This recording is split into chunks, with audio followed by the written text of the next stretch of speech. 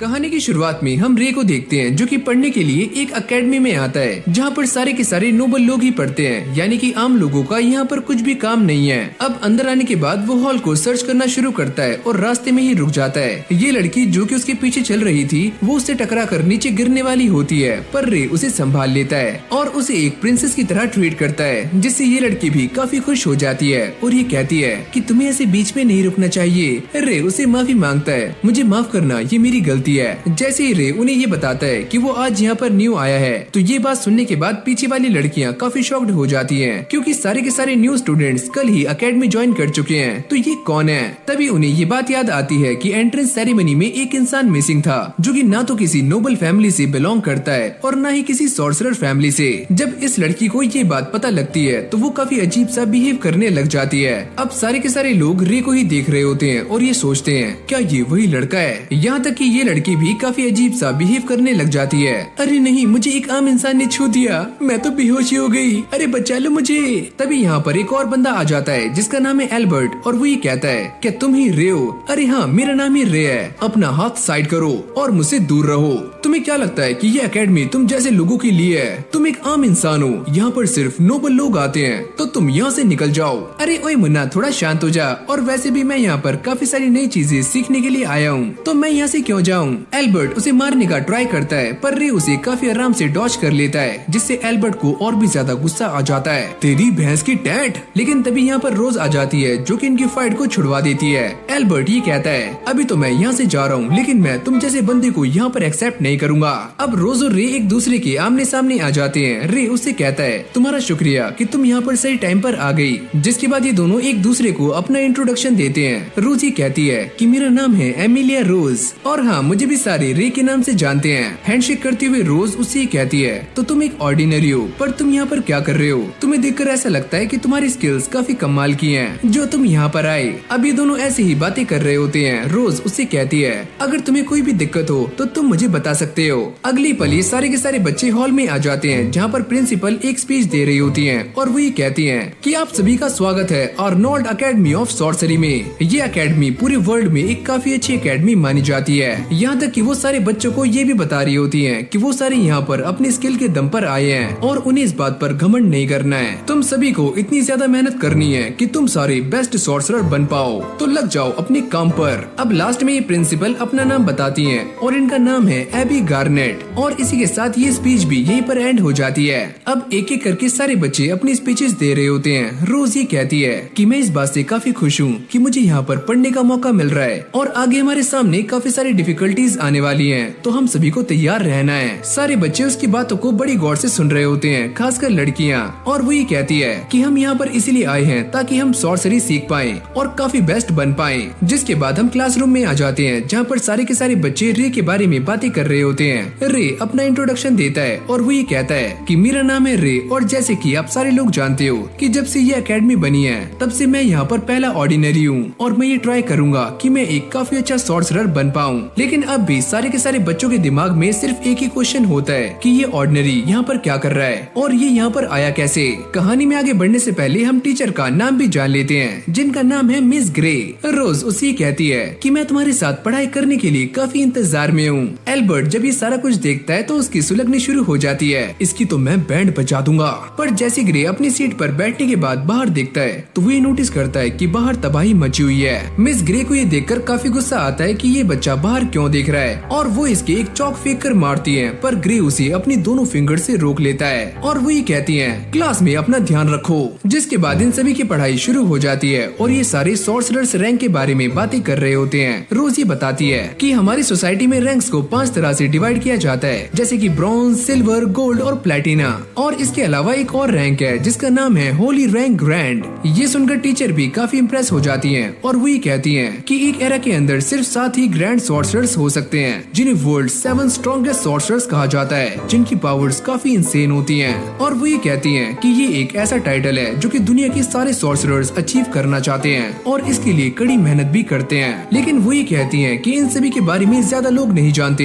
बस कुछ ही को छोड़कर, जैसे कि हमारे स्कूल की प्रिंसिपल, जिन्हें द बर्निंग सॉर्सरर के नाम से जाना जाता है, और दूसरी है कैरोल कैरोलाइन, जो कि काफी फेमस भी है। इसके बाद वो ये कहती हैं कि एक और सॉर्सरर है जिसने फार ईस्ट वॉर को रोका था जिसे आइस ब्लेड सॉर्सरर के नाम से भी जाना जाता है। और जैसे ही ये वॉर खत्म हुई तो आइस ब्लेड सॉर्सरर इस दुनिया से गायब हो गया और बाकी सभी सॉर्सरर्स ने भी अपने नाम रिवील नहीं किए और वो भी लापता हो गए, यानी कि एकदम गायब। मिस ग्रे उनसे कहती है कि तुम सारे भी यहाँ पर इसलिए आए हो कि तुम भी द ग्रेट 7 सॉर्सरर्स बन सको। अगर हम सारे यहाँ पर द ग्रेट 7 सॉर्सरर्स बनने के लिए आए हैं तो ये ऑर्डिनरी यहाँ पर क्या कर रहा है। मिस ग्रे को ये सुनते ही काफी गुस्सा आ जाता है। उसने यहाँ पर आने के लिए एक टेस्ट को पास किया है तो तुम चुप रहो। अगले सीन में हम ये देखते हैं कि ये सारे के सारे बच्चे एक जगह पर इकट्ठे हो जाते हैं जहाँ पर टीचर ये बताती हैं कि आज हम सॉर्सरी प्रैक्टिस करने वाले हैं तो तुम सारे तैयार हो जाओ। वो रोज से ये पूछती हैं कि सॉर्सरी क्या होती है। रोज ये कहती है कि सॉर्सरी एक ऐसी टेक्निक है जिससे वर्ल्ड की पहले मटेरियल यानी कि प्रीमा मटेरिया को रिकंस्ट्रक्ट किया जाता है। तुमने एकदम सही कहा। जिसके बाद टीचर उन्हें सॉर्सरी के बेसिक कॉन्सेप्ट्स के बारे में बताना शुरू करती है, यानी कि वो प्रीमा मटेरिया को पहले एक कोड के अंदर कन्वर्ट करती है और बाद में उसे डी कोड भी करना सिखाती है। ऐसा करते हुए तुम्हारे दिमाग में जो भी आता है वो तुम्हारे सामने बनकर आ जाएगा, जैसे कि ये। यहाँ तक कि वो ये भी कहती है कि मटेरियल्स को 4 हिस्सों में डिवाइड किया गया है, सॉलिड, लिक्विड, गैस और प्लाज्मा। ये सुनने के बाद सारे के सारे बच्चे काफी शॉक्ड हो जाते हैं। यही पास में एक लड़की जिसने हुडी पहनी हुई होती है वो ये पूछती है कि आपने इसे तोड़ने के लिए एंटी मटेरियल कोड का इस्तेमाल किया, पर टीचर इसके लिए मना कर देती है कि मैंने ऐसा कुछ भी नहीं किया। जिसके बाद ये सारे बच्चे प्रैक्टिस करने पर लग जाते हैं और रोज ने एक काफी अच्छा फ्लावर बनाया होता है जिसको देखकर ये सारी लड़कियां काफी खुश हो जाती हैं। रे भी ये करने का ट्राई कर रहा होता है पर उससे ये नहीं होता। एल्बर्ट ये कहता है कि ये इंसान फिर से यहाँ पर आ गया, मैं इसे यहाँ पर बर्दाश्त नहीं करूंगा। अगले सीन में रे की मुलाकात लाइब्रेरी में एक लड़की के साथ होती है जिसका नाम है एलिसा। जिसके बाद वो ये कहती है कि वो भी आइंसवर्थ की तरह एक डॉक्टर बनना चाहती है। वैसे हाँ, मैं भी उस इंसान को दिल से काफी रिस्पेक्ट करता हूँ। जब रे उससे पूछता है कि वो अपना चेहरा छुपा कर क्यों रखती है, वो ये कहती है कि मेरे कान काफी अजीब हैं। रे उससे कहता है मैं ये जानता हूँ कि तुम एक एल्फ हो और तुम्हारे कान काफी सुंदर हैं। एलिसा ये बताती है कि सारे लोग उसके कानों को लेकर उसे काफी ज्यादा टीज करते हैं, पर रे की तारीफ करने के बाद वो थोड़ी सी खुश हो जाती है। जिसके बाद रे एक बंदे से मिलने के लिए उसके पास आता है और इसका नाम है एवी। ये दोनों एक दूसरे को देखकर काफी खुश होते हैं, लेकिन जैसे ये दोनों हैंडशेक करते हैं तो इन दोनों के ही कपड़े गायब हो जाते हैं और ये दोनों एक दूसरे को अपनी बॉडी फ्लेक्स कर रहे होते हैं और काफी अच्छे दोस्त भी बन जाते हैं। फिर हमें सुबह का सीन दिखाया जाता है जहाँ पर रे रनिंग कर रहा होता है। तभी उसकी मुलाकात एक लड़की से होती है जिसका नाम है रिबेका और ये भी 3 नोबल फैमिलीज में से किसी एक से बिलोंग करती है। अब ये दोनों एक दूसरे को अपना इंट्रोडक्शन देते हैं और रे अपना नाम बताता है कि मेरा नाम है रे। जब रे और एवी एकेडमी के लिए जा रहे होते हैं तो रे उससे पूछता है कि ये तीनों नोबल फैमिलीज कौन सी हैं। एवी उसे बताता है कि यहाँ पर रोज, ब्रैडली और ऑलग्रेन ये तीनों ही नोबल फैमिलीज हैं। अब ये दोनों एकेडमी पहुँच जाते हैं और जैसे रे आगे जा रहा होता है तभी उसकी टक्कर एक लड़की से हो जाती है, लेकिन ये लड़की उल्टा ही रे के ऊपर गुस्सा करना शुरू कर देती है कि ये सारी तुम्हारी गलती है। पर मैंने किया क्या, मैं तो बस सीधा जा रहा था, तुम मेरे सामने आ गए, तुम सामने से हट भी तो सकते थे।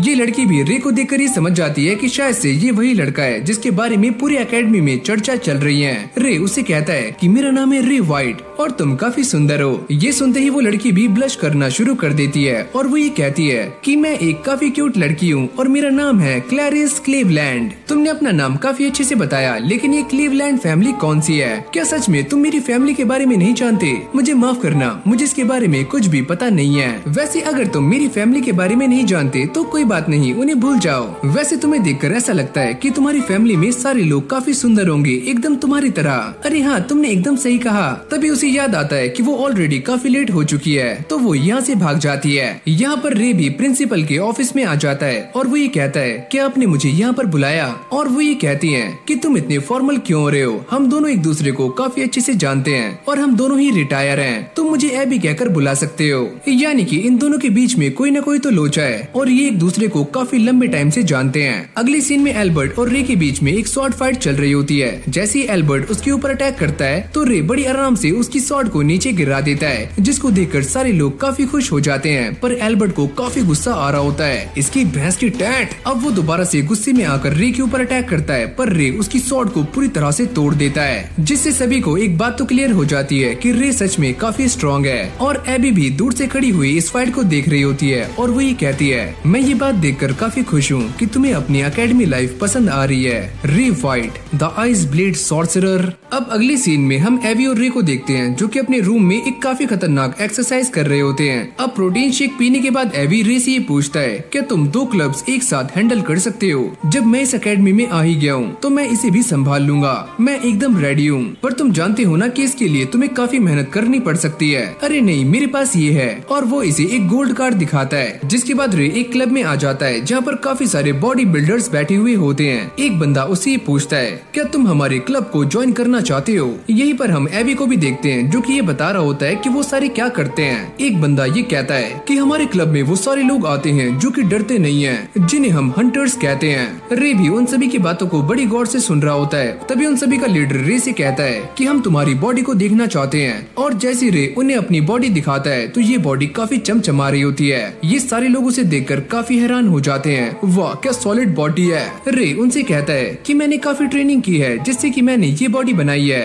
क्या तुम्हारे पास ये है? अरे हाँ, मेरे पास भी एक ऐसा ही कार्ड है। ये सारे लोग इस कार्ड को देखकर काफी शॉक्ड हो जाते हैं क्योंकि ये एक गोल्ड कार्ड है जो कि काफी रेयर होता है। वैसे मैं तुम्हारे पोटेंशियल से काफी खुश हुआ। क्या तुम हमारे क्लब के एक पिलर बन सकते हो? और रे भी इसके लिए मान जाता है। अगले सीन में रे एक और क्लब में आ जाता है और वो ये कहता है कि मैं तुम्हारे क्लब को ज्वाइन करना चाहता हूँ। और वैसे मुझे फ्लावर्स काफी पसंद है क्योंकि वो किसी भी इन्वायरमेंट में उग जाते हैं। रिबेका उससे कहती है कि हमारे क्लब में कोई भी लड़का नहीं है, तो क्या तुम कंफर्टेबल हो? और वो ये कहता है कि हाँ, मैं एकदम सही हूँ, एकदम मस्त। जैसे ही रिबेका उसे अपने क्लब में ज्वाइन करने वाली होती है तभी एक लड़की उससे कहती है कि हम इसे अपने क्लब में ज्वाइन नहीं कर सकते क्योंकि ये एक लड़का है और इसकी आपके ऊपर गंदी नजर है। रे भी इन सभी की बातों को काफी गौर से सुन रहा होता है। तभी रिबेका डीना से कहती है कि मैं इसकी एप्लीकेशन तुम्हारे ऊपर सौंपती हूँ। अगर तुम्हें ये लड़का वर्दी नहीं लगता तो तुम इसकी एप्लीकेशन को रिजेक्ट भी कर सकती हो। अब डीना उसे लेकर टेरेस पर आ जाती है जहाँ पर उसे ये सारी घास यहाँ से साफ करनी है। डीना उसे कहती है तुम्हारे पास बस एक ही हफ्ते का टाइम है। और रे भी अपने काम पर लग जाता है। देखते ही देखते वो यहाँ का काफी सारा काम खत्म कर देता है। और जब वो यहाँ पर काम कर रहा होता है तो रिबेका उसके लिए खाना लेकर यहाँ पर आती है और वो ये कहती है मैं ये देखकर काफी खुश हुई कि तुम बहुत मेहनत कर रहे हो और इसीलिए मैं तुम्हारे लिए ये सैंडविचेस लेकर यहाँ पर आई हूँ। जब ये दोनों बातें कर रहे होते हैं वो ये देखते हैं कि नीचे कुछ लोग शॉर्ट प्रैक्टिस कर रहे हैं। रिबेका ये देखकर बताती है कि वो दोनों मैजिक शिवेलियर की प्रैक्टिस कर रहे हैं। रे उसे पूछता है कि वो क्या होता है। ये एक तरह का कंपटीशन है जिससे ये पता लगता है कि कौन सबसे ज्यादा स्ट्रॉन्गेस्ट मैजिक शॉर्ट फाइटर है।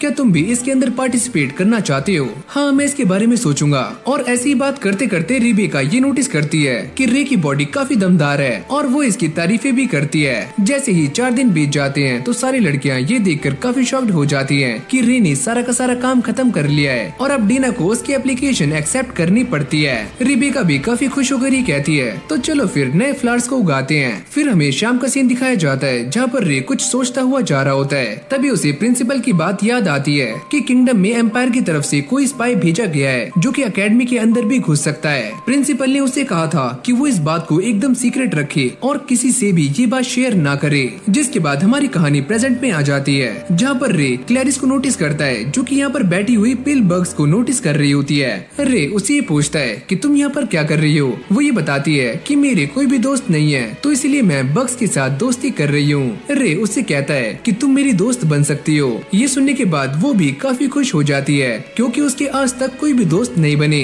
अब ऐसी ये दोनों बातें करने लग जाते हैं। रे उससे कहता है कि मैंने जंगल में काफी सारे बग्स देखे हैं और मैं तुमसे उनके बारे में बात करना चाहता हूँ, लेकिन अभी काफी शाम हो चुकी है तो बाद में बात करते हैं। क्लैरिस उससे कहती है कि तुम मुझसे प्रॉमिस करो कि तुम मेरे साथ वहाँ पर जाओगी और रे उससे प्रॉमिस कर लेता है और वो भी काफी खुश हो जाती है। फिर हमें एकेडमी का सीन दिखाया जाता है जहाँ पर टीचर सारे बच्चों को सॉर्सरी के डेरिवेशन के बारे में पढ़ा रही होती है और वो रे से पूछती है क्या तुम इसके बारे में जानते हो? ये सुनने के बाद रे उनके सामने पूरा का पूरा ज्ञान पेलना शुरू कर देता है और वो एक एक डिटेल बता रहा होता है। लास्ट में वो ये कहता है कि ये थी 7 डेरिवेशंस। अरे वाह, तुम तो काफी अच्छे से पढ़ाई कर रहे हो। अब टीचर उनसे ये कहती हैं कि तुम्हें शाम में जाकर काफका फॉरेस्ट में ट्रेनिंग करनी है तो जल्दी से 4-4 के ग्रुप्स बना लो। जिसके बाद ये सारे ग्रुप्स बनाने में लग जाते हैं। तभी रोज भी यहाँ पर आ जाती है और वो ये कहती है क्या इसमें मेरे लिए जगह है? अरे तुम्हारे लिए तो जगह ही जगह है। अगली सीन में ये सारे जंगल के सामने आ जाते हैं जहाँ पर टीचर इन सारे बच्चों को इंस्ट्रक्शंस दे रही होती है और वो ये कहती है कि तुम्हें इस फॉरेस्ट के सेंटर में जाना है और साथ ही में चेक पॉइंट्स भी कलेक्ट करने हैं। टीचर के बोलते ही ये सारे बच्चे अपनी जगहों पर आ जाते हैं और अपने अपने ऑर्डर्स को डिसाइड कर रहे होते हैं कि कौन से बच्चे ने कौन सा काम करना है। जैसे ही इन सभी को सिग्नल मिलता है तो ये सारे बच्चे भागना शुरू कर देते हैं। पर तभी अचानक एलिसा के सामने एक मॉन्स्टर आ जाता है पर रे अपनी स्वॉर्ड निकालकर उस मॉन्स्टर को बीच में से काट देता है। अब थोड़ी आगे जाने के बाद उन्हें स्टैंप मिल जाता है जिसे वो अपनी बुक्स पर लगा लेते हैं और काफी खुश होते हैं। रात में ये सारे आग जलाकर एक जगह पर बैठ जाते हैं और रे की तारीफें कर रहे होते हैं कि रे ने अकेले ही काफी सारे मॉन्स्टर्स को मौत के घाट उतार दिया। रे उनसे ये कहता है कि ये तो मेरे बाएं हाथ का काम था, क्योंकि मैं शुरू से ही ऐसे जंगलों और माउंटेन्स में रहा हूँ। रोज उसे कहती है कि सच में तुम काफी कमाल के हो। एक साथ काम करके ये सारे लोग काफी खुश होते हैं। एविस रे से कहता है कि हमें तुम्हारे ऊपर भरोसा है। तभी रे को ये बात याद आती है कि यही सेम बात किसी और ने भी उससे कही थी। अभी सारे के सारे लोग घोड़े बेचकर सो जाते हैं और रे पहरा दे रहा होता है। तभी उसे अपने मास्टर की ये बात याद आती है कि उन्होंने उसे कहा था, अगर कभी भी तुम्हारे ऐसे दोस्त बन जाते हैं जिन्हें तुम्हारे ऊपर काफी भरोसा हो तो तुम उन्हें अपनी रियलिटी बता सकते हो। सुबह होते ही इन सभी को किसी के चिल्लाने की आवाज आती है। जैसे ही रे वहाँ जाकर देखता है तो वो ये नोटिस करता है कि एल्बर्ट के ग्रुप के ऊपर एक काफी खतरनाक मॉन्स्टर ने अटैक कर दिया है। रे के आते ही ये मॉन्स्टर उसके ऊपर भी अटैक कर देता है, लेकिन रे अपनी पावर्स को एक्टिवेट करके उससे बच जाता है। जैसे ही एल्बर्ट इसे देखता है तो उसकी फटकर 4 हो जाती है। अगली पल रे इस मॉन्स्टर को भी बड़ी आराम से हरा देता है और वही कहता है कि आओ एल्बर्ट, खड़े हो जाओ, मुझसे दूर रहो। क्या तुम मुझे नीचे दिखाना चाहते हो कि तुम मुझसे काफी स्ट्रॉन्ग हो और मैं काफी कमजोर? तभी रे के टीममेट्स भी यहाँ पर आ जाते हैं और रे उन्हें सारा का सारा माजरा समझा देता है। एल्बर्ट के टीममेट्स अब भी फंसे हुए हैं। अरे यार, हमें तो नीचे उतार दो। लेकिन जैसे ही रोज इस मॉन्स्टर को देखती है वो रे से ये पता करती है कि तुमने इसे अकेले मारा। अरे हाँ, इसमें बड़ी बात क्या है, तुम मुझे ये बताओ कि तुम कौन हो। फिर हम पेड़ के पीछे एक मिस्टीरियस बंदे को देखते हैं जो कि इस मॉन्स्टर के ऊपर कुछ फेंक कर मारता है, जिससे ये मॉन्स्टर दोबारा से जिंदा हो जाता है। ये सारे लोग उसे देखकर काफी चौंक रहे होते हैं कि ये दोबारा से जिंदा कैसे हुआ। अब ये सारे इस मॉन्स्टर को देखकर काफी डर रहे होते हैं। तभी क्लैरिस भी यहाँ पर आ जाती है और वो ये सोचती है कि मैंने आज से पहले ऐसा मॉन्स्टर कभी भी नहीं देखा, ये क्या चीज है। तभी रे इस मॉन्स्टर के ऊपर अटैक करना शुरू करता है, पर इस बार इसे कुछ भी नहीं होता क्योंकि ये मॉन्स्टर पहले के मुकाबले काफी टफ हो चुका है। रे को ऐसा लगता है कि उसे अपनी रियल पावर्स का इस्तेमाल करना ही होगा, लेकिन तभी ये सारे लोग उसका साथ देना शुरू कर देते हैं। जैसे एलिसा अपने मैजिक का इस्तेमाल करती है तो रे भी इसी मौके का फायदा उठाकर इस मॉन्स्टर के ऊपर अटैक कर देता है और इसे एक ही झटके में हरा देता है। पर इसके अंदर से एक काफी अजीब लिक्विड बाहर निकलता है। एलिसा ये देखकर काफी डर जाती है और वो रोज के पास जाती है। रोज उसे कहती है कि तुम डरो मत, तुमने काफी अच्छा काम किया। ये सारा कुछ देखकर रे को भी अपने पुराने टीममेट्स की याद आ जाती है।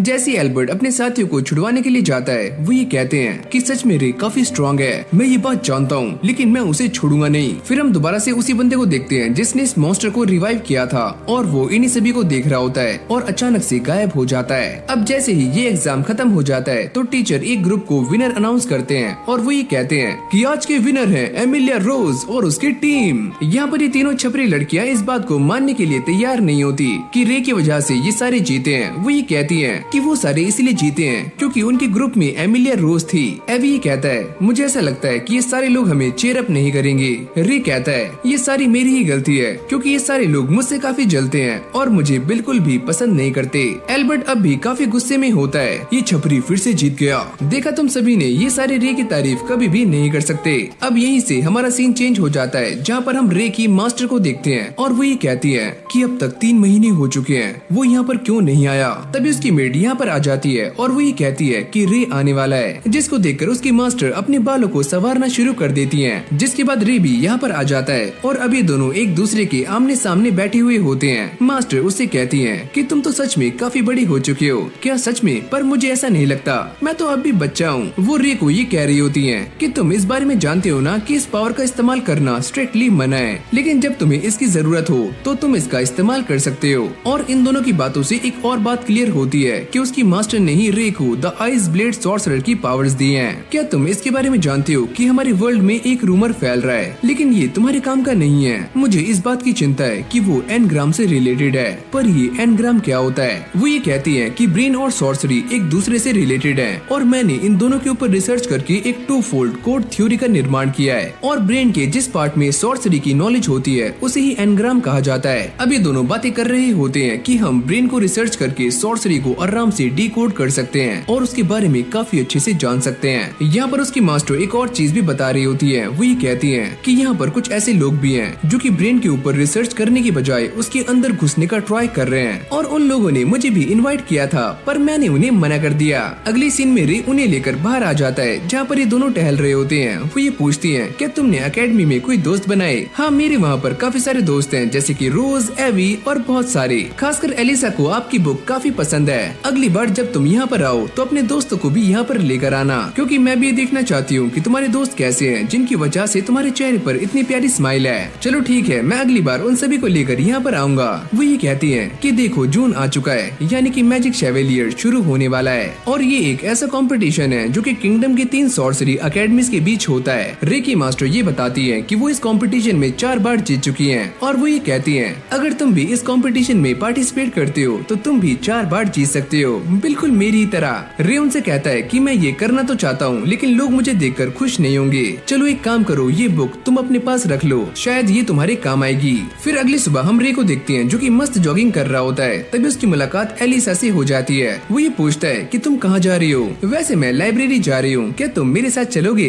अभी दोनों फटाक से कपड़े चेंज करके यहाँ पर आ जाते हैं। रे उससे कहता है कि तुम तो काफी सुंदर लग रही हो, तुम्हारा शुक्रिया, और तुम भी काफी हैंडसम हो। लाइब्रेरी में आने के बाद एलिसा एक किताब को पढ़ रही होती है। तभी वो ये नोटिस करती है कि रे एक नोवेल को पढ़ रहा है जो कि एक लव नोवेल है। रे उससे कहता है कि इसे पढ़ने के बाद हम दूसरों के इमोशंस को काफी अच्छे से समझ सकते हैं। क्योंकि मैं प्यार और इमोशंस के बारे में ज्यादा कुछ नहीं जानता, तो ऐसी नोवेल्स मुझे काफी ज्यादा अट्रैक्ट करती हैं। और जब ये दोनों बाहर आ जाते हैं तो क्लैरिस इन दोनों को दूर से खड़ी हुई देख रही होती है और वो ये सोचती है कि ये लड़का यहाँ पर क्या कर रहा है, वो भी एक लड़की के साथ। लगता है ये दोनों गुलछर्रे उड़ा रहे हैं। अभी वो ये सोच रही होती है कि वो रे से बात कैसे करे। तभी रे उसे नोटिस कर लेता है और वो ये कहता है कि तुम यहाँ पर क्या कर रही हो? वैसे हम दोनों लंच के लिए जा रहे हैं, क्या तुम हमारे साथ चलोगी? हाँ ठीक है, मैं चलूंगी। अगले सीन में ये तीनों एक रेस्टोरेंट में आ जाते हैं जहाँ पर रे इन दोनों को आपस में इंट्रोड्यूस कर रहा होता है और साथ में इन दोनों की काफी तारीफें भी करता है, जिसको सुनने के बाद ये दोनों ही ब्लश करना शुरू कर देती हैं। अंदर आने के बाद ये सारे बैठकर आराम से खाना खाते हैं और रे की पार्टी को एंजॉय करते हैं। जब ये सारा खाना पीना खत्म हो जाता है तो ये सारे अपने घर जा रहे होते हैं, लेकिन जैसे ही रे यहाँ से जाता है तो उसकी नजर एमिलिया रोज पर पड़ जाती है और वो भागकर उसके पास जाता है और ये कहता है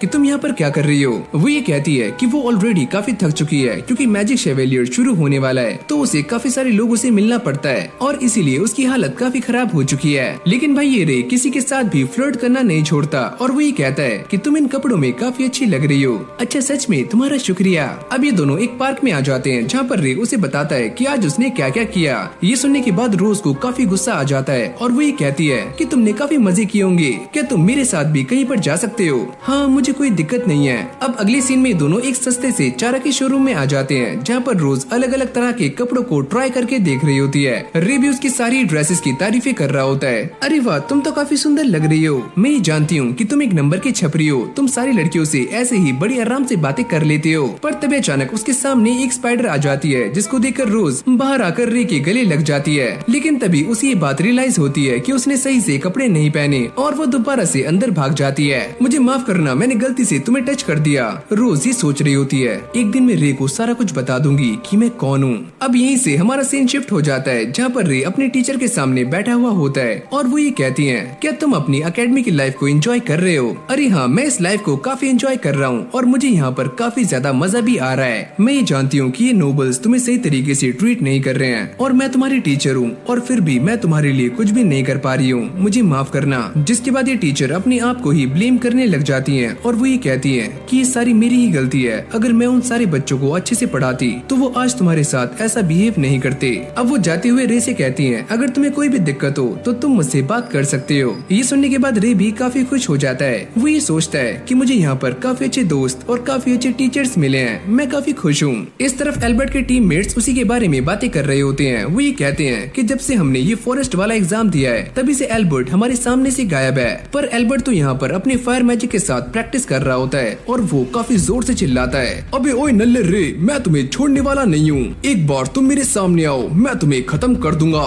फिर हम एवी और रे को देखते हैं जो कि अपने न्यू क्लब के साथ वर्कआउट कर रहे होते हैं और काफी ज्यादा पसीना बहा रहे होते हैं। जिसके बाद रे सैरा के पास आ जाता है जो कि उसे एक की देती है जिससे कि वो क्लब में आ जाता है। तभी अचानक वो ये देखता है कि सामने रिबेका कपड़े चेंज कर रही होती है जिसको देखकर वो काफी हैरान हो जाता है। रिबेका भी उसे देखकर काफी चौंक जाती है और वो भी अचानक से ही दरवाजे को बंद कर लेता है। अब ये दोनों बाहर आ जाते हैं जहाँ पर रे उससे माफी मांग रहा होता है। वो ये कहता है कि यहाँ पर जो कुछ भी हुआ प्लीज उसके लिए मुझे माफ कर दो, इसमें तुम्हारी कोई भी गलती नहीं है, आज मैं ही जल्दी आ गई थी, लेकिन तुमने जो कुछ भी देखा उसे भूल जाओ। जिसके बाद वो उसे एक बुक दिखाती है और ये बताती है कि फ्लावर्स सॉर्सरी का यूज करके मॉडिफाई हो सकते हैं, क्या ये सच है? अब वो उसे लेकर बाहर आ जाती है और एग्जाम्पल के तौर पर ये वाला पौधा दिखा रही होती है। रे इसको देखकर काफी शॉक्ड हो जाता है। रिबेका भी रे को देखकर काफी खुश हो रही होती है। वो उससे पूछता है तुम्हें क्या हुआ। वो ये कहती है कि मैं इस बात से काफी खुश हूँ कि मैं तुम्हें सारा कुछ बता पा रही हूँ। जैसे कि हम सारे जानते हैं कि रिबेका 3 नोबल फैमिलीज में से एक है,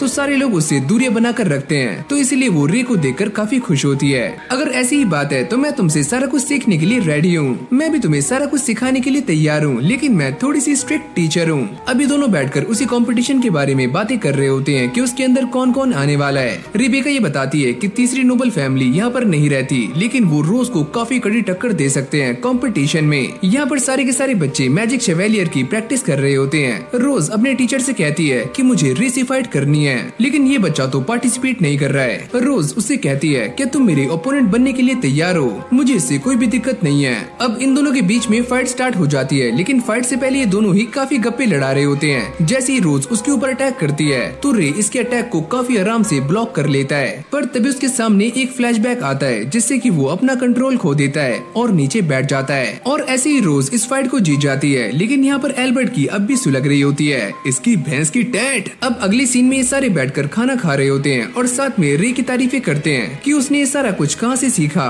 और वो ये कहता है कि ये सारा कुछ मेरी मास्टर का कमाल है। उनकी ट्रेनिंग सच में काफी स्ट्रिक्ट थी, पर ये जगह मेरे लिए काफी इजी पीजी है। पर तभी यहाँ पर एल्बर्ट आ जाता है और वो ये कहता है कि मैं तुम्हें डुएल के लिए चैलेंज करता हूँ, मुझे भी ये एक्सेप्ट है। जिसके बाद ये दोनों लड़ने के लिए एक जगह पर आ जाते हैं जहाँ पर काफी बड़ा बैरियर भी लगा होता है। रे उससे पूछता है कि फाइट के रूल्स क्या हैं। वो ये कहता है कि लो ये स्वॉर्ड लो और तुम सॉर्सरी का भी इस्तेमाल कर सकते हो। पर सारे लोग ये देखकर काफी चौंक जाते हैं कि एल्बर्ट के पास एक रियल स्वॉर्ड है, और वो ये कहते हैं कि तुम पागल हो, तुम एक रियल स्वॉर्ड से उससे फाइट करोगे। तभी एल्बर्ट अचानक से रे के ऊपर अटैक कर देता है, पर रे इससे बच जाता है। यही पास में हम उसी बंदे को देखते हैं जो कि इन दोनों की फाइट के ऊपर नजर बनाए हुए है। एल्बर्ट की बार बार अटैक करने के बाद भी रे उससे बड़ी आराम से बच जाता है, जिसको देखकर एल्बर्ट को काफी गुस्सा आता है। वो ये कहता है कि तुम मुझसे बार बार बच क्यों रहे हो, लेकिन मैं तुम्हें छोड़ने वाला नहीं हूँ। फिर हमें एल्बर्ट का एक फ्लैशबैक दिखाया जाता है जहाँ पर हमें ये पता चलता है कि एल्बर्ट एक नोबल तो है, लेकिन उसकी फैमिली काफी नीचे आती है, तो सारे लोग उसके डैड को काफी परेशान किया करते थे।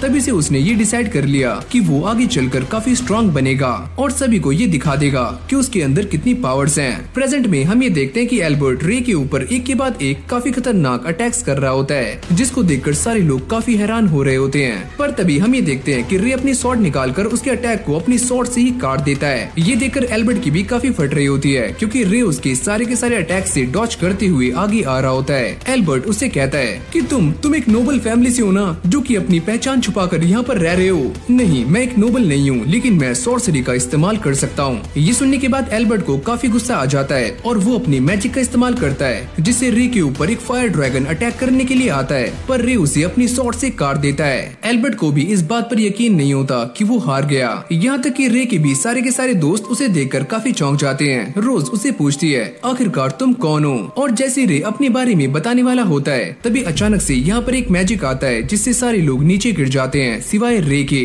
तुम सारे के सारे बच्चे सॉर्सरी के लिए सैक्रिफाइस होने वाले हो। और अगली पल जब ये मास्क हटता है तो हम ये देखते हैं कि ये कोई और नहीं बल्कि टीचर ग्रे हैं। अब रे के दिमाग में भी ये सारी बातें क्लियर हो जाती है कि टीचर ग्रे भी उन्हीं बंदों के साथ मिली हुई है जो कि लोगों के एनग्राम को हथियाना चाहते हैं, यानी कि उनके ऊपर एक्सपेरिमेंट्स करना चाहते हैं। अरे वाह बच्चे, तुम्हारा दिमाग तो काफी तेज है। अब मुझे तुम्हारे एनग्राम में और भी ज्यादा इंटरेस्ट आ रहा है। तो वो तुम ही थी जिसने जंगल में हमारे सामने उस मॉन्स्टर को भेजा था ताकि तुम बच्चों को किडनैप कर सको, लेकिन तुमने मेरा सारा का सारा प्लान चौपट कर दिया। और देखो अपने चारों तरफ मैंने यहाँ पर एक काफी खतरनाक बैरियर बना दिया है और एक साथ काफी सारे बच्चों को भी किडनैप कर लिया है। तो रे बेटा, तुम्हें मेरी टीचर की एक्टिंग कैसे लगी? एक्टिंग का तो पता नहीं, लेकिन मैं तुम्हारे हाथ पैर तोड़ने के लिए तैयार हूँ। अरे वाह, तुम तो काफी इंटरेस्टिंग हो। तो चलो मैं तुम्हें थोड़ी देर के लिए जिंदा रखती हूँ और बाद में तुम्हारे एनग्राम को रिसर्च करूंगी। जिसके बाद इन दोनों की फाइट स्टार्ट हो जाती है। टीचर ग्रे उससे कहती है मैं ये जानती हूँ कि तुम क्लोज कॉम्बैट में काफी अच्छे हो, लेकिन तुम सॉर्सरी में मुझसे जीत नहीं सकते। रे भी उसके सारे के सारे अटैक्स को डॉच कर रहा होता है। वो ये कहती है अभी ओए छपरी, डॉच करना बंद कर, मजा नहीं आ रहा है। अब वो गुस्से में आकर एक अटैक उसके दोस्तों की तरफ करती है। रे को भी अपनी मास्टर की बात याद आती है कि जब भी तुम्हें जरूरत पड़े तो तुम मेरी पावर्स का इस्तेमाल कर सकते हो, यानी कि आइस ब्लेड सॉर्सरर की। रे कहता है क्रोनोस लॉक रिलीज, और अगली पल हम ये देखते हैं कि रे अपनी रियल फॉर्म में आ जाता है, जिसको देखकर टीचर ग्रे की भी फटनी शुरू हो जाती है। और वो ये कहती है कि आइस ब्लेड सॉर्सरर, तुम जिंदा कैसे हो सकते हो? तुम तो फार ईस्ट वॉर में मारे गए थे। नहीं, ऐसा कुछ भी नहीं है, ये सारी पावर्स मेरे अंदर पास ऑन हो चुकी हैं। अब वो गुस्से में आकर रे के ऊपर एक काफी बड़ी फायर बॉल से अटैक करती है, पर तभी अचानक हम ये देखते हैं कि ये फायर बॉल एक ही झटके में वैनिश हो जाता है। ये देखकर ग्रे को काफी गुस्सा आ जाता है और वो इसे हराने के लिए एक काफी खतरनाक स्पेल को कास्ट करने वाली होती है। रे कहता है एंटी मटेरियल कोड एक्टिवेट, और अचानक से ये पूरा का पूरा स्पेल ही गायब हो जाता है। ग्रे यहाँ से भागने का ट्राई करती है, पर रे उसे पकड़ लेता है। ग्रे काफी दर्द में ये कहती है, क्या तुम ही आइस ब्लेड सॉर्सरर हो? प्लीज मुझे यहाँ से जाने दो। ग्रे को देखकर ऐसा लगता है कि वो रे के सामने अपनी जान की भीख मांग रही है, लेकिन उसकी एक ईवल स्माइल सारा कुछ चेंज कर देती है। तभी अचानक हम ये देखते हैं कि रे के ऊपर एक काफी खतरनाक फायर अटैक होता है, लेकिन अब भी उसे कुछ भी नहीं होता। ये देखकर ग्रे की भी काफी फट जाती है। क्या तुम एक मॉन्स्टर हो? मैं ये समझ गई कि मैं तुम्हें हरा नहीं सकती, क्योंकि तुम काफी स्ट्रॉन्ग हो। तुमने यहाँ पर जो कुछ भी किया है उसके लिए तुम्हें पनिशमेंट मिलने वाली है, और मैं तुम्हें जिंदा पकड़ने वाला हूँ। अगर ऐसी ही बात है तो मेरे पास कोई और रास्ता नहीं है। और वो एक इंजेक्शन को निकालकर अपने सर में घुसा लेती है, और जैसे ये कोड उसके दिमाग में एक्टिवेट होता है तो वो एक काफी खतरनाक मॉन्स्टर के अंदर ट्रांसफॉर्म होनी शुरू हो जाती है। ये काम करने के लिए तुमने ही मुझे फोर्स किया, और अब देखना कि नतीजे क्या निकलते हैं। अब अगले सीन में हम ये देखते हैं कि इन दोनों के बीच में एक काफी खतरनाक फाइट होनी शुरू हो जाती है, जहाँ पर टीचर ग्रे रे के ऊपर फायर बॉल से अटैक कर रही होती है, लेकिन रे को कुछ भी नहीं होता। ये देखकर ग्रे की फटनी शुरू हो जाती है। वो ये कहती है कि मेरे सारे अटैक्स का तुम्हारे ऊपर असर क्यों नहीं हो रहा है? रे उसे कहता है, शायद तुम ये बात नहीं जानती कि ये सारे के सारे blades the ice blade sorcerer को रिप्रेजेंट करते हैं, और साथ में मेरी सेफ्टी भी। जिसके बाद ग्रे गुस्से में आकर रे के ऊपर एक काफी जोरदार फायर बॉल से अटैक करती है, पर रे इसे एक ही पल में गायब कर देता है। ये तुमने क्या किया? तुम मेरे साथ क्या कर रहे हो? इस तरफ हम ये देखते हैं कि रे के सारे दोस्त भी जाग चुके हैं, और वो भी उसे ही देख रहे होते हैं। ग्रे गुस्से में आकर उसके ऊपर काफी खतरनाक अटैक्स कर रही होती है, पर रे उसके सारे अटैक्स को बड़ी आराम से डॉज कर लेता है। एवी कहता है कि रे देखने में थोड़ा सा अजीब लग रहा है। अगली पल हम ये देखते हैं कि रे की बॉडी से खून आना शुरू हो जाता है। ग्रे ये कहती है, तुम अपनी पावर्स को खुद ही कंट्रोल नहीं कर पा रहे हो, यानी कि अब भी मेरे पास चांस है तुमसे जीतने का।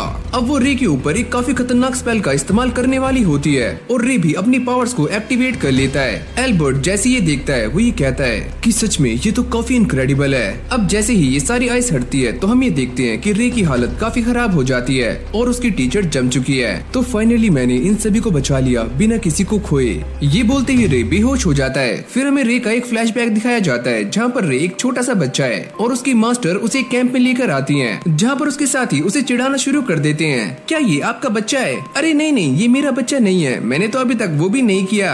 हाँ वो क्या? जैसे वो इस लड़की के ऊपर आइस ब्लेड से अटैक करने वाली होती है तो वो जाकर मेजर के पीछे छुप जाती है। मेजर उससे पूछते हैं कि ये बच्चा कौन है? वो ये कहती है कि जब मैं बाहर गई तो मुझे बस यही बच्चा मिला जो कि अकेला सर्वाइवर था, और मुझे एक आवाज बुला रही थी तो मैं इसे लेकर यहाँ पर आ गई। पर उसकी एक साथी उसे यहाँ पर रखने से मना कर रही होती है। वो ये कहती है कि हम इस बच्चे को यहाँ पर रख नहीं सकते। ये सुनते ही लीडर काफी गुस्सा हो जाती है। वो ये कहती है, ये बच्चा भी तो हमारे किंगडम का ही पार्ट है, तो हम इसे यहाँ पर क्यों नहीं रख सकते? अब ऐसी दोनों बातें कर रही होती हैं, तभी उन्हें ये पता लगता है कि रे को होश आ चुका है, और जैसे ही मास्टर रे के पास भागकर जाती हैं, तो वो ये देखती हैं कि रे उठ चुका है। वो उससे ये पूछती हैं, तुम्हारा नाम क्या है? पर रे उन्हें कुछ भी नहीं बताता। पर काफी ज्यादा पूछने के बाद रे ये कहता है कि मेरा नाम है रे। ये सुनते ही लीडिया काफी खुश हो जाती है, और वो ये कहती है कि मेरा नाम है लीडिया। अब रे कैरोल के पास आ जाता है, जो कि उसे कहानियां सुना रही होती है, और रे भी इन कहानियों को काफी एंजॉय कर रहा होता है। तभी लीडिया यहाँ पर आ जाती है, और वो ये कहती है, ओ अच्छा, तुम इस पिंक फूल के साथ डील करना सीख गए हो। अरे मास्टर, आप ये क्या कह रही हो? फिर हम मीटिंग का सीन देखते हैं, जहाँ पर ये सारे इस बात को लेकर डिस्कशन कर रहे होते हैं कि वो यहाँ पर रे को रखने वाले हैं या फिर नहीं। पर एक लेडी इसके लिए मना कर देती है। कैरोल कहती है, पर मेरे पास काफी पैसे हैं और मैं उसे अडॉप्ट कर सकती हूँ। और वो ये नोटिस करते हैं कि रे भी उन सभी को बाहर से देख रहा होता है। तभी लीडिया उसके पास चली जाती है और उससे ये पूछती है कि तुम कहाँ पर रहना चाहती हो? रे उससे ये कहता है कि मैं बस आपके साथ रहना चाहता हूँ। जिसके बाद लीडिया मेजर के पास आ जाती है और वो ये कहती है कि मैं रे को यहाँ पर रखना चाहती हूँ। क्या रे के अंदर कोई काबिलियत है? इस बच्चे के अंदर कुछ न कुछ तो यूनिक है और मैं इसे सही रास्ता दिखाना चाहती हूँ। मेजर भी इस बात के लिए मान जाते हैं। ये सुनते ही कैरोल काफी खुश हो जाती है, अब से तुम हमारे साथ रहोगे। रे भी लीडिया को मास्टर बुलाना शुरू कर देता है। फिर हमें 6 साल के बाद फॉरेस्ट वॉर का सीन दिखाया जाता है, जहाँ पर रे ने अपने आइस ब्लेड की पावर्स का इस्तेमाल करते हुए अपने सारे के सारे एनिमीज को काफी आराम से हरा दिया होता है। ये देखकर उसके टीममेट्स उसकी काफी तारीफें करते हैं कि ये बच्चा तो सच में काफी कमाल का है। पर आगे जाने के बाद वो ये देखते हैं कि यहाँ पर एक काफी बड़ा गड्ढा है। लीडिया ये बताती है कि ये सारा कुछ इसलिए हो रहा है क्योंकि आजकल के सॉर्सरर्स काफी ज्यादा ओवरहीट कर रहे हैं। अब ये सारे मीटिंग में आ जाते हैं जहाँ पर मेजर ये बताते हैं कि 2 सॉर्सरर्स डीप ब्लू और थंडर मारे जा चुके हैं। ये सुनते ही सारे के सारे लोग काफी हैरान हो जाते हैं। क्या सामने वाले लोग सच में इतने स्ट्रॉन्ग है? एवी ये कहती है मुझे ऐसा लगता है कुछ और लोग भी इसके अंदर इन्वॉल्व हैं। मेजर कहते हैं मेरे ख्याल से ये वॉर और भी ज्यादा इंटेंस होने वाली है, तो हम ऐसे ही रिट्रीट नहीं कर सकते। ये सारे लोग रे से कह रहे होते हैं कि वो इस फाइट को छोड़कर यहाँ से जा सकता है क्योंकि अब भी वो काफी छोटा है। पर रे उनसे कहता है कि आप सारे मेरी फैमिली हो और मैं आपको छोड़कर ऐसे नहीं जा सकता। यहाँ तक कि मेरी मास्टर ने मुझे सिखाया है कि टैलेंट के साथ काफी सारी जिम्मेदारियाँ भी आती हैं और मैं उन्हें निभाने के लिए एकदम रेडी हूँ। अरे वाह छुटकू, तुम सच में काफी अच्छे हो और मैं तुम्हें बचाने के लिए एकदम तैनात रहूंगा। फिर हमें वॉर का सीन दिखाया जाता है जहाँ पर हावर्ड ही पहला इंसान होता है जो कि रे की आंखों के सामने मारा जाता है। ये देखकर रे को काफी गुस्सा आना शुरू हो जाता है। लीडिया उसे रुकाने की काफी ट्राई करती है पर रे ओवरहीट हो जाता है। पर तभी हावर्ड की झलक उसके सामने आती है। वो ये कहता है कि प्लीज मरना मत, मैं तुम्हें ऊपर से देखने वाला हूँ। अब यहीं से हमारा सीन चेंज हो जाता है जहाँ पर रे एक हॉस्पिटल के अंदर होता है और जैसे उसे होश आता है वो ये कहता है कि सारे लोग कहाँ पर हैं। उसकी मास्टर उसे बताती है कि तुमने अपनी पावर्स का इस्तेमाल किया था ना, मुझे माफ करना, मुझसे गलती हो गई। अब ये सारे ऐसे ही बातें कर रहे होते हैं और रे ये पूछता है कि सारे लोग कैसे हैं। एबी ये बताती है कि सारे लोग एकदम ठीक हैं, बस उनका माना थोड़ा सा कम हो गया था पर अब वो सारे सही हैं। लीडिया रे के सर को सहलाती है और ये कहती है कि जब भी तुम फ्री हो मुझसे मिलने जरूर आना। ये बोलने के बाद वो यहाँ से चली जाती है। यहाँ तक कि मेड भी उससे कहती है कि बच्चे अच्छे से रेस्ट करना। जब ये सारे यहाँ से चले जाते हैं तो रेवी उससे कहती है कि लीडिया मेरे पास आई थी और उसने मुझसे कहा था कि मैं तुम्हारा एडमिशन उस एकेडमी में करवा दूं और इसके लिए वो मुझसे भीख मांग रही थी और मैंने आज तक लीडिया को भीख मांगते नहीं देखा। फिर हमें एक पास्ट का सीन दिखाया जाता है जहाँ पर लीडिया और रेवी बात कर रहे होते हैं। लीडिया उससे कहती है कि मैं ये चाहती हूँ कि रे अपनी आगे की लाइफ को एंजॉय करे और वो ये देखे कि बाहर की दुनिया कैसी होती है। यहाँ तक कि वो ये भी कहती है कि रे एक छोटा सा बच्चा है जो कि अपनी उम्र के ही दोस्तों को डिजर्व करता है और उसकी जगह बैटलफील्ड में नहीं है। जिसके बाद हमें प्रेजेंट का सीन दिखाया जाता है जहाँ पर लीडिया एकेडमी से बाहर आ जाती है और काफी ज्यादा रो रही होती है। वो ये कहती है कि रे तुम एकदम सही हो। ये सारी बातें सुनते ही रे की आंखों में भी आंसू आ जाते हैं। उसके दोस्त भी बाहर खड़े हुए उसका वेट कर रहे होते हैं। जिसके बाद ये सारे अंदर चले जाते हैं। रे उनसे माफी मांगता है कि दोस्तों मुझे माफ करना कि मैंने तुम्हें ये नहीं बताया कि मैं ही उन 7 स्ट्रॉन्गेस्ट सॉर्सरर्स में से एक हूँ, यानी कि द आइस ब्लेड सॉर्सरर। वो ये भी कहता है कि मैं अपनी मास्टर के साथ फार ईस्ट की वॉर में फाइट कर रहा था लेकिन तभी मैं ओवरहीट हो गया। वो सारे ये पूछते हैं पर ये ओवरहीट क्या होता है? रे ये बताता है जब तुम ना चाहकर भी अपने एनग्राम के ऊपर से कंट्रोल खो देते हो तो तुम ओवरहीट हो जाते हो। वो ये बता रहा होता है कि ये सारी सिचुएशन काफी अजीब थी और जब मेरी आंखें खुली तो मेरी मास्टर ने मुझे गले से लगाया हुआ था, इसलिए मैं अपने आप को ओवरहीट से बचाने के लिए क्रोनोस लॉक का इस्तेमाल करता हूँ। ये सारे लोग इस बात को सुनकर काफी चौंक जाते हैं और वो ये कहते हैं क्या इसीलिए तुम सॉर्सरी का इस्तेमाल नहीं करते? हाँ, यही वो रीजन है। यहाँ तक कि मैंने काफी सारे लोगों की भी जान ली है जो कि मेरे अपने थे और मेरे हाथ खून से रंगे हुए हैं। क्या मैं तुम्हारे साथ रहने के लिए एकदम सही हूँ? मैं तुम सभी से माफी मांगता हूँ उस सब के लिए जो भी मैंने किया। तभी रोज उसके हाथ को होल्ड कर लेती है और वो ये कहती है कि मैं तुम्हारे साथ हूँ। अरे हाँ यार, हम भी तुम्हारे साथ हैं क्योंकि तुम हमारे दोस्त हो। और रोज उसे गले से लगाकर कहती है कि देखा सारे लोग तुम्हारे साथ हैं और तुम अकेले नहीं हो। अब रात में एल्बर्ट भी रे के पास आ जाता है और वो उससे माफी मांग रहा होता है। प्लीज मुझे माफ कर दो जो भी मैंने तुम्हारे साथ किया। और रे भी उसे माफ कर देता है। ये देखते ही एल्बर्ट काफी शॉक्ड हो जाता है। पर क्यों? तुमने ऐसा क्यों किया?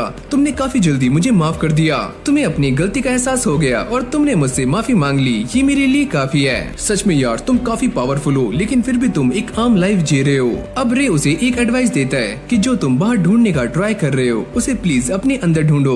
अब अगले सीन में हम कैरोल को देखते हैं जो क्लास में आ जाती है और वो अब से इन सभी की न्यू टीचर है। वो ये कहती है हाँ भाई बच्चों, क्या हाल चाल? और सारे बच्चे उसे देखकर ब्लश करना शुरू कर देते हैं क्योंकि कैरोल काफी क्यूट है। अब कैरोल इन सभी को मैजिक शेवेलियर के बारे में बताना शुरू करती है और वो ये कहती है कि ये एक ऐसा कंपटीशन है जहाँ पर किंगडम की तीनों ही एकेडमीज पार्टिसिपेट करती हैं। साथ में वो ये भी कहती है कि सेकंड और थर्ड ईयर वाले बच्चे सीधा ही मेन टूर्नामेंट के अंदर पार्टिसिपेट कर सकते हैं। अब वो ये दिखाती है कि इस टूर्नामेंट के अंदर टोटल 16 बच्चों को चुना जाएगा जो कि तीनों ही एकेडमी से होंगे। और रिबेका जो कि लास्ट टाइम यहाँ से जीती थी, तो उसी वजह से हम 5 नहीं हम 6 बंदों को यहाँ से भेज सकते हैं। जिसके बाद ये सारे अलग अलग एकेडमीज के बारे में बातें कर रहे होते हैं और सारी ही एकेडमीज अलग अलग चीजों में काफी परफेक्ट हैं। वो ये बताती है कि इस कंपटीशन के अंदर कमेटी मेंबर्स भी काफी इम्पोर्टेंट है जो कि हमारे बच्चों को सपोर्ट करेंगे।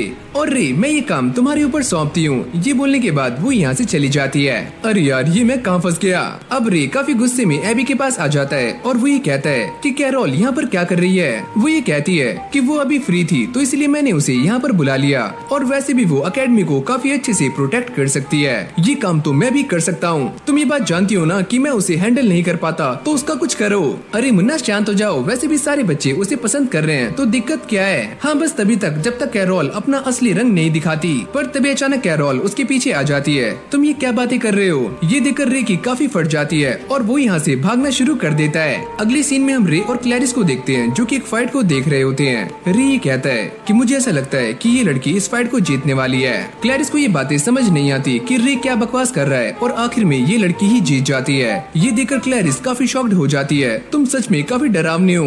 तुमने मैच शुरू होने के 2 सेकंड में ही ये बता दिया कि कौन जीतने वाला है। ये बस इसीलिए क्योंकि उन दोनों की एबिलिटीज काफी डिफरेंट थी, तो ये बताना काफी आसान था। अब बारी आती है रोज की, जिसका मैच एक बंदे के साथ हो रहा होता है। क्लैरिस ये कहती है कि ये देखकर मैं काफी आराम से बता सकती हूँ कि इनमें से कौन जीतेगा। और अगली पल हम ये देखते हैं कि रोज इस मैच को जीत जाती है, पर उसके चेहरे पर एक उदासी होती है जिसको री भी नोटिस कर लेता है। जिसके बाद हमें एक फ्लैशबैक दिखाया जाता है जहाँ पर रोज अपने डैड से बात कर रही होती है और वो ये कहते हैं कि तुम ये बात जानती हो ना कि तुम रोज फैमिली की मेंबर हो और मैं तुम्हारी परफॉर्मेंस देखना चाहता हूँ। और हाँ, एक बात और, चाहे कुछ भी हो जाए तुम्हें उस ऑल ग्रेन फैमिली से नहीं हारना है। इस तरफ रे इन सभी से एरियाना ऑल ग्रेन्स के बारे में पता कर रहा होता है और वो ये बताती है कि वो लड़की डियोम एकेडमी से है। रे उनसे ये पूछता है क्या वो लड़की सच में स्ट्रॉन्ग है। रिबेका ये बताती है कि वो एक नोबल है और वो अपनी पूरी ताकत के साथ फाइट करती है। सैरा भी ये कहती है कि मैंने भी उससे एक बार फाइट की थी, वो सच में काफी स्ट्रॉन्ग है। अब अगली सीन में हम रोज को देखते हैं जो कि अपने ओपोनेंट एल्बर्ट को काफी आराम से हरा देती है और मैजिक शेवेलियर के लिए सिलेक्ट हो जाती है। ये सारे लोग भी खड़े हुए उसी को नोटिस कर रहे होते हैं। क्लैरिस ये कहती है कि रोज काफी कमाल की है, उसने अपने सारे मैचेस 10 सेकंड के अंदर ही खत्म कर दिए। एल्बर्ट भी सेकंड रैंक के लिए क्वालिफाई कर चुका है, यहाँ तक कि वो अपने टीममेट से स्माइल करके बात कर रहा होता है। और ये तीनों छपरी लड़कियां भी रोज के पास आ जाती हैं और उसकी तारीफें कर रही होती हैं और वो ये सोच रही होती है कि सभी ने मुझसे काफी उम्मीदें लगाई हुई हैं और मुझे सभी की एक्सपेक्टेशंस पर खरा उतरना है और इसके लिए मुझे कड़ी मेहनत करनी होगी। अब रे रोज से मिलने के लिए उसके पास आ जाता है और वो उसे कांग्रेचुलेशन करता है कि वो मैजिक शेवेलियर के अंदर सेलेक्ट हो चुकी है। और वो ये कहता है कि तुम्हें लड़ने में मजा नहीं आता, तुम्हारा चेहरा हमेशा ही उतरा हुआ लगता है। वो ये कहती है कि एरियाना भी इस कंपटीशन में पार्टिसिपेट करने वाली है, तो मुझे भी काफी स्ट्रॉन्ग बनना होगा। अगर ऐसी ही बात है तो अभी कंपटीशन में 1 महीना बाकी है, तो चलो मैं तुम्हें ट्रेन करता हूँ। रोज उसे इस चीज के लिए मना कर रही होती है। वो ये कहता है कि मेरे पास मेरी मास्टर की ये बुक है, तो तुम टेंशन मत लो, मैं तुम्हें अच्छे से ट्रेन कर सकता हूँ। जिसके बाद हमें रोज का एक पास्ट दिखाया जाता है जहाँ पर उसकी मुलाकात एरियाना से होती है और ये दोनों एक साथ खेल रही होती हैं। टाइम बीतने के साथ ही ये दोनों काफी अच्छी सहेलियां बन जाती हैं। फिर हमें शाम का सीन दिखाया जाता है जहाँ पर ये दोनों एक दूसरे को ही थैंक्स कर रहे होते हैं और एक दूसरे को गले से लगाकर ये कहते हैं कि हम दोनों बेस्ट फ्रेंड्स हैं और ये दोस्ती कभी भी टूटने वाली नहीं है, चाहे फिर कुछ भी हो जाए। लेकिन जैसे ये दोनों बड़ी हो जाती हैं तो इन दोनों के बीच में एक मैच होता है जिसमें रोज हार जाती है और जैसी एरियाना उसे उठाने के लिए अपना हाथ आगे करती है तो रोज यहाँ से चली जाती है। इसी टाइम के बाद से इन दोनों के बीच में दूरियां आना शुरू हो जाती हैं। प्रेजेंट में रोज ये सोच रही होती है कि एरियाना चेंज नहीं हुई है, चेंज मैं हुई हूँ। जब अगली सुबह रोज रे से मिलने के लिए जाती है तो वो यहाँ पर एक धांसू एंट्री मारता है और वो ये कहता है कि आज से मैं तुम्हारा टीचर हूँ और मेरा नाम है व्हाइट और तुम मेरी स्टूडेंट, तो चलो मुझे सर कहकर बुलाओ। और उसने एक मास्क भी पहना होता है। रोज ये सारा कुछ देखकर काफी हैरान हो जाती है कि ये इंसान कैसी हरकतें कर रहा है। जब भी मैं तुमसे कुछ पूछूं तो तुम्हें रेंजर कहकर जवाब देना है। क्या जर? अरे जर नहीं, रेंजर। अब रे उससे ये कहता है कि तुम्हें 20 किलोमीटर किलोमीटर की दौड़ लगानी है, वो भी बिना अपनी फिजिकल पावर को इनहेंस किए। क्या 20 किलोमीटर? और अभी दोनों अपनी ट्रेनिंग पर लग जाते हैं और रोज इस ट्रेनिंग से काफी ज्यादा थक जाती है। रे उससे कहता है कि आज की ट्रेनिंग काफी ज्यादा आसान थी, पर कल वाली काफी मुश्किल होगी, तो तैयार रहना। क्या ये आसान थी? अरे रेंजर बोलो, मुझे परेशान मत करो। अब ऐसी ही रोज की काफी खतरनाक ट्रेनिंग चल रही होती है और वो ये सोचती है कि मुझे ऐसा लगता है कि मैं नर्क में आ गई हूँ। तभी रोज को एक सपना आता है जहाँ पर एरियाना उससे दूर जा रही है और रोज उसे रोकते हुए नीचे गिर जाती है, लेकिन तभी उसके बाकी साथी आ जाते हैं जो कि उसे सपोर्ट दे रहे होते हैं। रे भी यहाँ भागते हुए आता है और वो रोज को खोपचे में ले जाता है और ये कहता है कि तुम भी ये एप्पल खाओगी। तभी अचानक उसकी आंखें खुल जाती हैं और वो ये देखती है कि रे उसकी खिड़की के बाहर खड़ा हुआ बर्तन बजा रहा है, जिसको देखकर वो काफी ज्यादा डर जाती है। ये क्या कर रहा है? जिसके बाद रिबेका और सैरा भी नीचे आ जाती हैं। वो ये पूछती हैं कि रे तुम यहाँ पर क्या कर रहे हो? मेरा नाम रे नहीं है, मेरा नाम है मास्टर वाइट। तुम कोई भी हो, तुम यहाँ पर नहीं आ सकते। रे उससे कहता है कि तुम तो काफी क्यूट लग रही हो, पर इसी मौके का फायदा उठाकर रोज यहाँ से भाग जाती है। अब रे उसे ढूंढना शुरू करता है तो उसे एल्बर्ट मिल जाता है। तुम यहाँ पर क्या कर रहे हो? मुझे बस कुछ टाइम अकेले रहना है। वो रे से पूछता है कि मैं स्ट्रॉन्ग बनना चाहता हूँ, तो मैं इसके लिए क्या करूँ? मैं डेली ट्रेनिंग भी कर रहा हूँ। ये टेंशन अपने दिमाग से निकाल दो, क्योंकि मैं ये बात जानता हूँ कि तुम आगे चलकर काफी पावरफुल बनने वाले हो। अब तुमने ये कह दिया तो काफी अच्छा लग रहा है। अब रे रोज को ढूंढते ढूंढते इन दोनों के पास आ जाता है और वो ये कहता है क्या तुमने उसे कहीं देखा है? पर वो मना कर देती है। पर अगले पल रे उसको ढूंढ लेता है। हाँ रोज, क्या हाल चाल? और वो उसे घसीट कर यहाँ से ले जाता है। अब यहीं से हमारा सीन चेंज हो जाता है, जहाँ पर रे अपने क्लब में आ जाता है और वो ये कहता है कि हम सभी को रोज के लिए चीयर लीडिंग स्क्वाड बनना है, लेकिन हम वो काम क्यों करें? क्योंकि हम सभी के अंदर ताकत के साथ साथ बुलंद आवाज भी है। और ये सारे उसकी हेल्प करने के लिए मान जाते हैं। ये लो मेरे दोस्त, तुमने जो मंगाया था मैं लेकर आ गया हूँ, बस अपने पाथ को फॉलो करो। अगली सुबह हम ये देखते हैं कि रे ने अपने आप को एक लड़की में चेंज कर लिया होता है और वो पहुंच जाता है डियोम अकेडमी, जहाँ पर ये अपने आप को छुपाने के लिए एक बॉक्स का इस्तेमाल कर रहा होता है। पर तभी यहाँ पर एक छोटी सी बच्ची आ जाती है। वो ये कहती है मेरी बहन तुम कहाँ पर हो? और जैसे रे इस बॉक्स से बाहर निकलता है तो ये दोनों ही एक दूसरे को देखकर काफी शॉक्ड हो जाते हैं।